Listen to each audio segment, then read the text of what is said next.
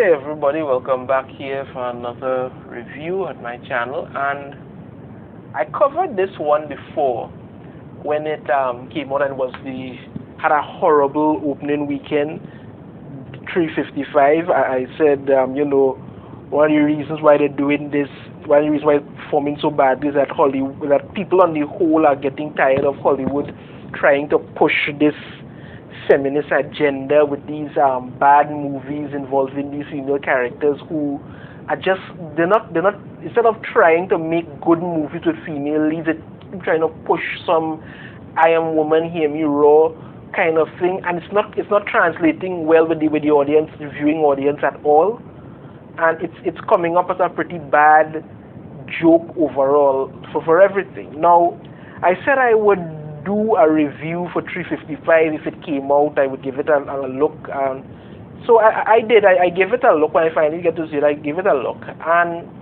I can honestly tell you, after watching that movie, I could see why the box office forgot it.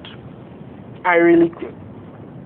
So I'm going to go through my review for 355. I will try, but there's a lot in this movie that is kind of, Now, one thing I want to say first is that there was a synopsis for this movie that read like this.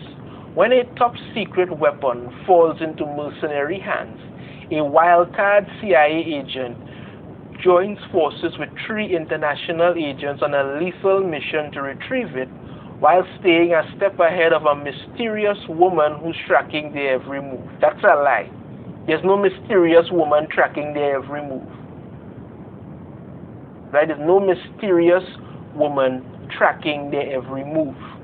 They tried to sell that as what was going to happen and try to make it seem like it was some big thing, but there isn't any mysterious woman tracking their every move. Now, the movie has some relatively well-known faces and some other well-known faces, but the most well-known face is Penelope Cruz. And there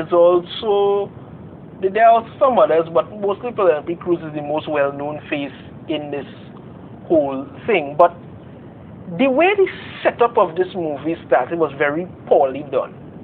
I mean, you have some criminal, so-called white man mastermind who he goes to Colombia to get some decryption program drive that some drug dealer's son create that could hack into any kind of system, be it power, energy, any kind of thing, any system they could hack into and mess with it.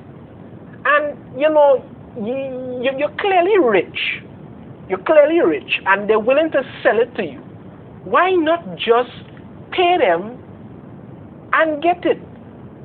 But instead of doing that, you decide to shoot up the place and then have some other Colombian operatives break in and start shooting up the place also. So you lose the drive and have to run off now. And this Colombian DNI agent, Luis Rojas, he finds the drive and decides to himself, hey, the best thing to do, instead of giving it to the people I work for, because that's not really my job. I just hand it over to them and I move on with my life. No, you decide you're going to go on the run and sell it to the highest bidder, because that seems like a sensible thing to do. You're going to realize pretty early on as I go through this review that all the men in this movie are either corrupt or idiots.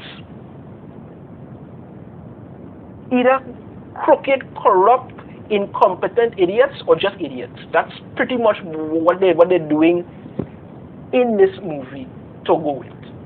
Right? That's pretty much what they're doing in this movie to go with. So we were introduced to CIA officer Mace Brown. That's her name. And she's a typical I just married to my job, but I doing this, and first time you see her, she's in some training session beating up some man as usual. That's pretty much what they're going for, right? And she's in a relationship with some fella named Nick Fowler. It's kind of they're kind of friends, but kind of doing it whenever the thing called. But you know, it's Sebastian Stan. It took me like 5 minutes after seeing this man to know he was corrupt and up to no good. That is just thing about it.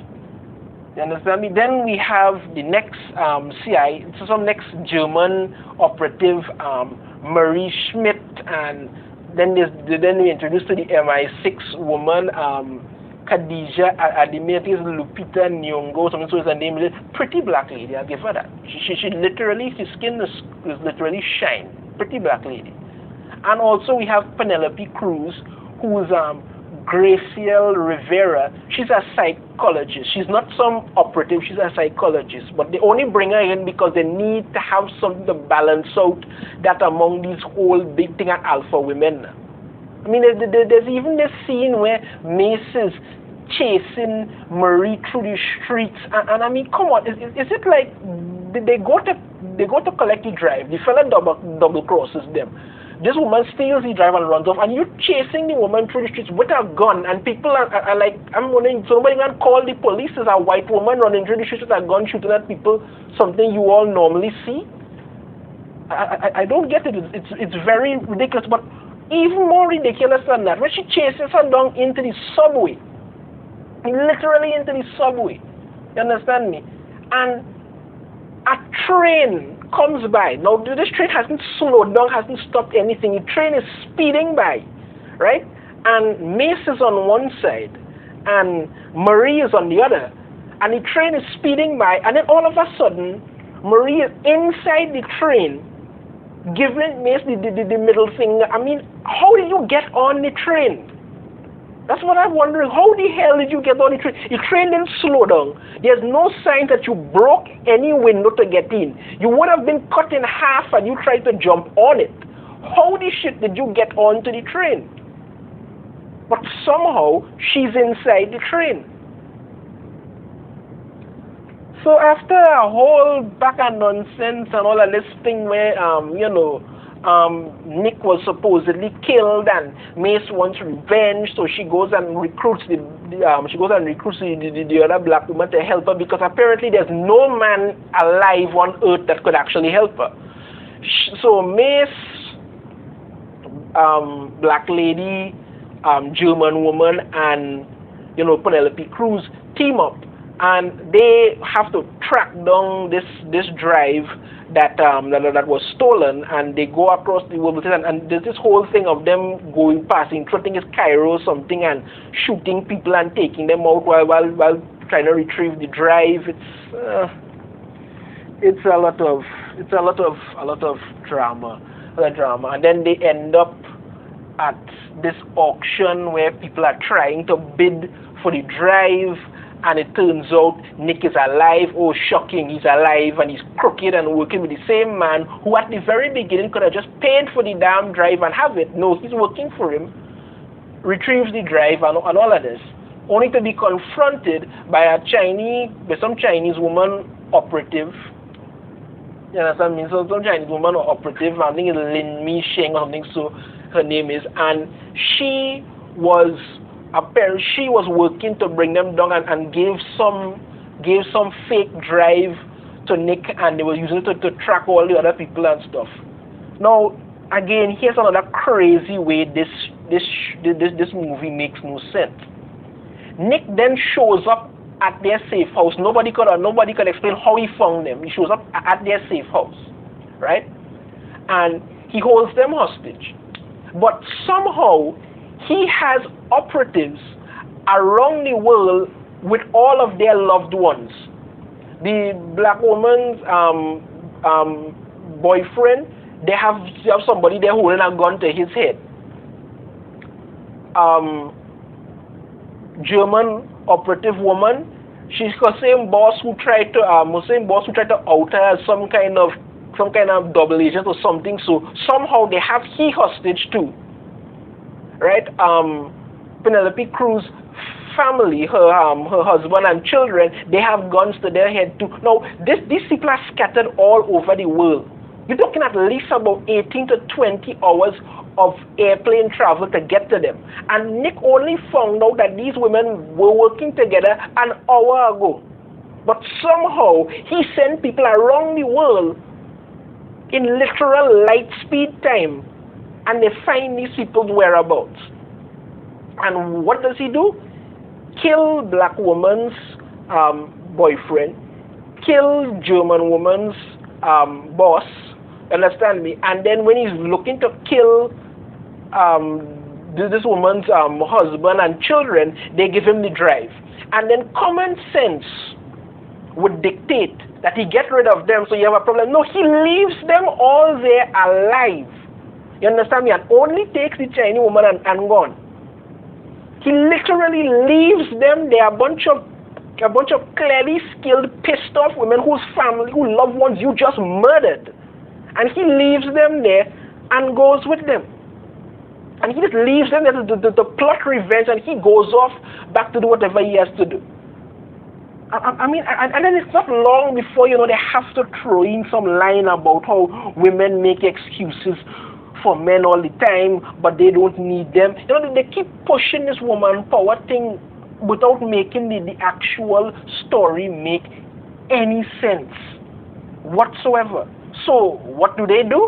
Well, clearly they go after him, blow up this part of the building, shoot up the whole place, and the action looks so fake. So very fake. I mean, they're shooting up the place, and bullets fly, and they're not even holding the gun right, or even it's absolutely freaking ridiculous. Really ridiculous. Really ridiculous. Nothing in that show makes any sense at all. And then the whole thing ends. I'm not even going to tell you how it ends. Really, I'm not even really going to waste your time to tell you how it ends. It just ends dotish. They didn't have any thought going into this movie. They had no thought coming out of it. They just seemed to put together a bunch of ridiculous crap and figured nobody would care about any of it, and hope that people would just be going to see it because we get a bunch of women one-shotting some men. I mean, there's just one scene where Mace is fighting this man while she's wearing a dress. She's fighting this fella in the bathroom, and you know, the fight drags on way too long because they just want to make it seem like she gets in a little throw around here, and a little slam there, and a little bam there, and you're like, come on now, man. It takes her like 2 minutes to take out the fella, no, less than 2 minutes, but like 10 seconds to take out the guy, but you drag it on so long to try and push some plot point that doesn't work. It's just ridiculous. I mean, bottom line for this one, final rating, 1 out of 5. This movie is bad. The movie is just really bad. They didn't think anything through, and they figured that they could just make this movie about a bunch of women spies and figure that somehow going to make sense. I mean, even the plot is ridiculous. The whole thing with the drive could have been avoided had they just paid for it, or somebody just destroyed the damn thing. But they do end up destroying the end. But you know, again, like I say, it's just a waste for the whole thing. Honestly, just a really bad waste, and not a good movie at all. Anyway, that's my review for the 355. If you like the video, be sure to hit that thumbs up. Subscribe if you haven't already. Let me know in the comments what you all think, and I will see you all in the next video. Take care.